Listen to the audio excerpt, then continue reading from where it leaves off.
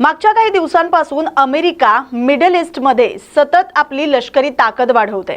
मागच्या 24 तासात अमेरिकेने 50 पेक्षा जास्त फायटर जेट या भागात तैनात केलेत। इराण सोबत त्यांच्या अण्वस्त्र कार्यक्रमावर डिप्लोमॅटिक चर्चा सुरू असताना अमेरिकेने हे पाऊल उचलले। हवाई आणि नौदल शक्ती मजबूत करणारे हे पाऊल असल्याचं अमेरिकी अधिकाऱ्यांनी सांगितले। एक्सियोसने एका अमेरिकी अधिकाऱ्याच्या हवाल्याने या बिल्डअपचा रिपोर्ट दिलाय। यात एअरक्राफ्टची तैनाती कन्फर्म करण्यात आले। F-22, F-35 आणि F-16 हे फायटर जेट्स मिडल ईस्टच्या दिशेने जात असल्याचं रेकॉर्ड करण्यात आले। एरियल रिफ्युमेंट टँकरही दिसलेले आहेत अशी माहिती इंडिपेंडंट फ्लाइट ट्रॅकिंग डेटा आणि मिलिटरी एव्हिएशन मॉनिटर्सने दिली आहे। एअरक्राफ्ट ऑपरेशनची तयारी करत असल्याचे हे संकेत आहेत। अमेरिकेसोबतच अण्वस्त्रांबद्दल चर्चा सुरू असताना इराणने त्याच वेळी होर्मुझच्या सामुद्रधनीत गोळीबार केलाय। याच सुमारास इराणने होर्मुझची सामुद्रधनी बंद केली आहे। आपण कधीही सामुद्रधनी बंद करू शकतो हा संदेश इराणने जगाला दिलाय। अण्वस्त्रांवरून अमेरिका आणि इराण यांच्यातील तणाव वाढलेला असताना इराणने होर्मुझच्या सामुद्रधनीत आपली ताकद दाखवली आहे। इराणचा अण्वस्त्र कार्यक्रम अमेरिकेच्या रडारवर आहे। त्यांच्या अण्वस्त्र कार्यक्रमाला चाप लावण्याचे प्रयत्न अमेरिकेकडून सुरू आहेत। याच संदर्भात दोन्ही देश जिव्हानात चर्चा करत आहेत। दुसरीकडे याच वेळी इराणने होर्मुझच्या सामुद्रधनीत लष्करी सराव सुरू केलेला आहे। इराणी सैन्यांनी गोळीबार केलेला आहे। क्षेपणास्त्रही डागली आहेत। त्यामुळे सामुद्रधनीतून सुरू असणारी वाहतूक बंद झाली।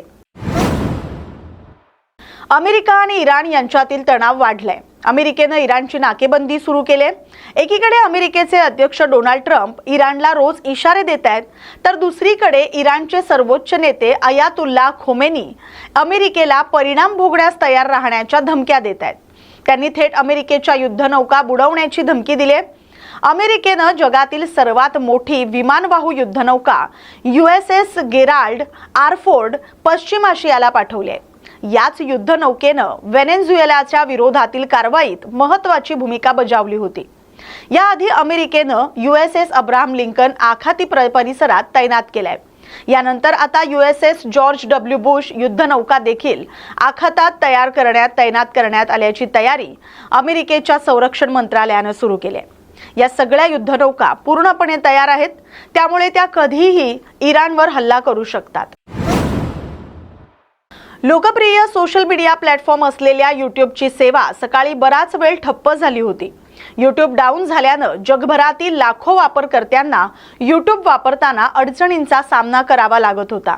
तसंच YouTubeची सेवा अचानक कशी काय बंद पडली असा प्रश्न विचारला जात होता। आता YouTubeने सेवा बंद पडण्यामागचं कारण सांगितलंय। YouTubeने X वर पोस्ट करून सेवा ठप्प होण्यामागचं कारण सांगितलंय।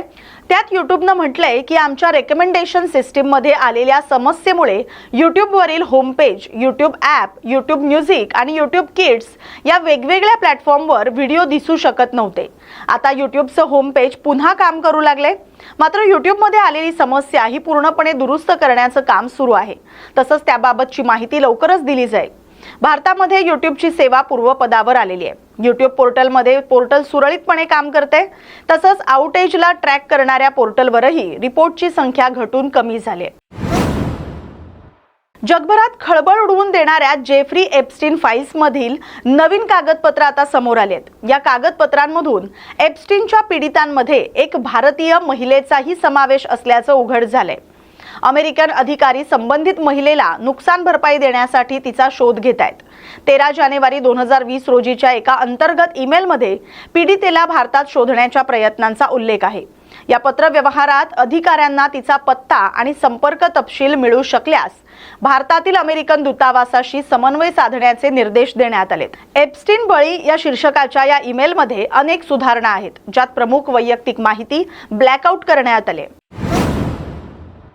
या बातमीसोबतच आंतरराष्ट्रीय घडामोडींमध्ये आता इथेच थांबतोय। अशाच महत्त्वाच्या बातम्यांसाठी पाहत राहा न्यूज मराठी 24/7। नवा भारत, नवा विचार।